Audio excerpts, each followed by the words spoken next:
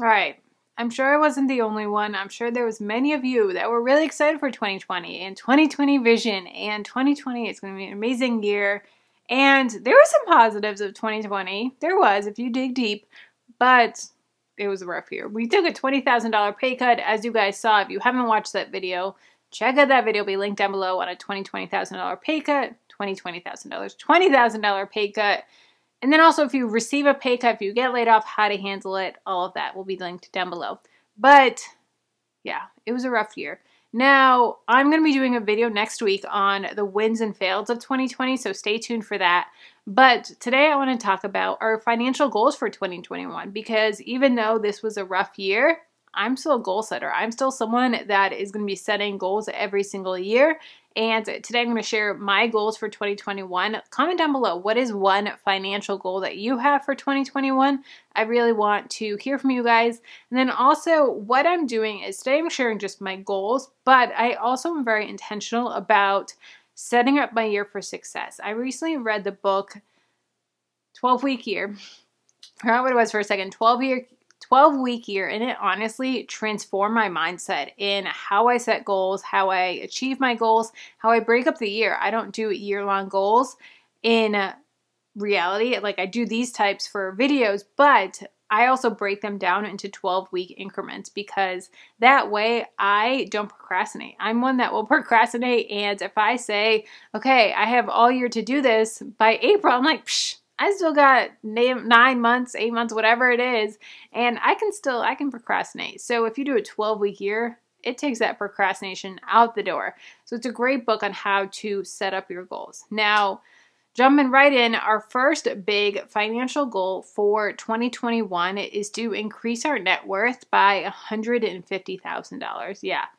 It's a doozy, and honestly, we had a goal this year of $55,000 net worth increase. Sneak peek at next week's video. But our goal was $55,000, and we had, I think, $103,000. The month's not over, so it's not finalized yet, but I think it's about $103,000, $110,000. So that's crazy. So with that, when we up our investments, it's actually going to increase our rate of return so much more. We want to cut back a little bit on savings and more into our investments. So it's a really big goal. $150,000. Whew. We are on track right now to become millionaires in 6 years, but I would really love to cut that back to 4 years, which is crazy to think about, but we want to hit our first $1 million net worth in 4 years. That's crazy. Next financial goal is to put $10,000 towards our mortgage.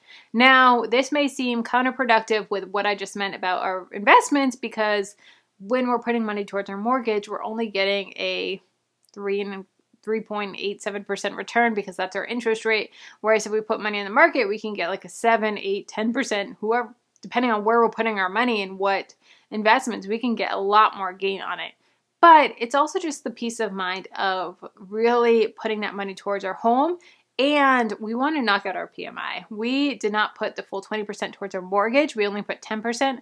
So we have to pay PMI every month. Now, it's only $83 a month, so it's not crazy. We can afford it. But just getting it out of there, it would just give us a lot more, okay, let's do this. So $10,000 a month, not $10,000 a month, $10,000 in the year will knock out our PMI.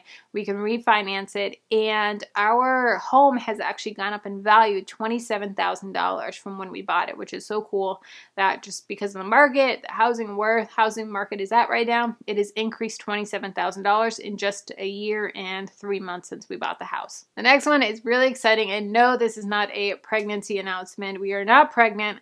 But in 2021, we would love to cash flow a baby. So hopefully in the next couple months, we're going to start trying to have a baby, and God willing, we will have a baby in 2021 or early 2022.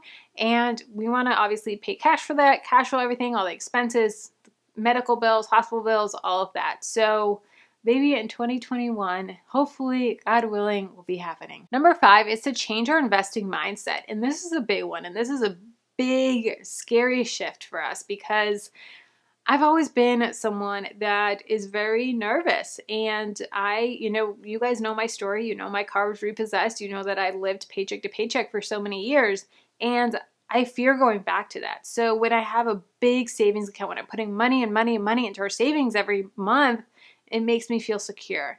And knowing that we're going to cut back on our savings is scary because I don't want to go back to that place. Now, I know that we're so in such different place financially than I was back then.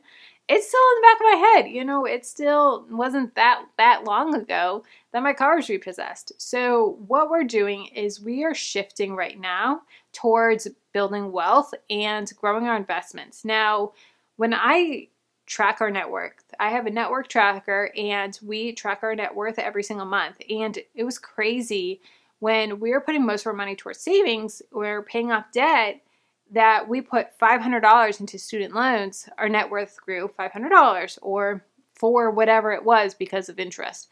Now we put $500 into the market and it grows so much faster. And it's crazy how fast our net worth is growing. Every single month when I do a net worth increase or net worth tracking, I always have to check the numbers. I'm like, no, it didn't go up that month. Like there's months where our net worth is going up 10 grand, 15 grand because of the market, because of what's going on. And it's just crazy how much faster your net worth can grow when it's in the market. So we've also looked at how much money we're bringing in each month. Now we're bringing in great money between our day jobs, my business, all of that we've gotten to a place where we can cash flow most things. Something medical happens, we can typically cash flow it. Something happens in the car, we can cash flow it.